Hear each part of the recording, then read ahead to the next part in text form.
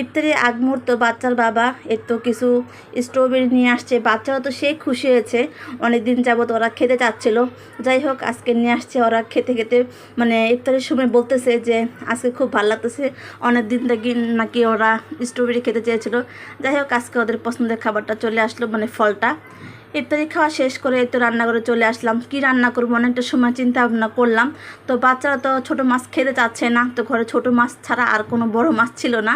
যার কারণে আমার হাজব্যান্ড আবার নিচে গিয়ে দোকান থেকে কিছু ডিম নিয়ে আসলো। তো ডিম রান্না করব। আর আমার কোনোভাবে খেতে ইচ্ছে করতেছে না ডিম রান্নাটা, মানে ডিমের এই খাবারটা। তাই আমার জন্য একটু মানে আলুর ভর্তা, মানে একটা আলু সেদ্ধ করেছিলাম, একটা আলুর ভর্তা করব, আর সাথে একটু ডালের ভর্তা করব। যাই হোক, আমি ভর্তার জন্য কিছু পেঁয়াজ আলাদা করে ভেজে রেখেছিলাম। আমি ওইভাবেই রান্না মানে করবো, ভর্তা বানাবো, মানে ভাজা পেঁয়াজ দিয়ে।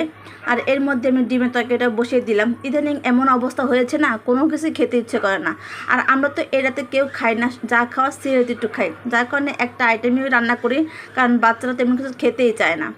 যাই হোক, বাচ্চারা তো অনেক খুশি দেখাচ্ছে, স্ট্রবেরি খাচ্ছে। আর ঘরে তো ধনিয়া পাতা ছিল না, আমি মনে করেছিলাম যে ছিল, এখন দেখি খোঁজাখুঁজি পরে পেলাম না। যাই হোক, ধনিয়া পাতা ছাড়া আলুর ভর্তা আর ডালের ভর্তা করে ফেললাম। আর এই তো আমার আলুটাও কষানো হয়ে গেছে। এখন ডিমটাও ভালো করে একটু নেড়ে চেড়ে একটু ঝোলের জন্য পানি দিয়ে দেবো, ঝোলের পানি।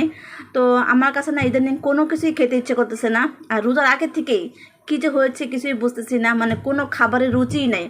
তো কিছুদিন আগে আমার ভাইয়ের বউ একটু ভর্তা পাঠিয়েছিল, মানে ওর ভর্তাটা দেখে আমার একটু খেতে ইচ্ছে করছে, যার কারণে আমি নিজে একটু ভর্তা বানিয়ে নিলাম, দেখি যদি একটু খেতে পারি। যাই হোক, আমার রান্নাবান্নাটা প্রায় শেষ হয়ে আসছে। এখন একটু মানে জিরা গুঁড়ো দিয়ে নামিয়ে ফেলবো।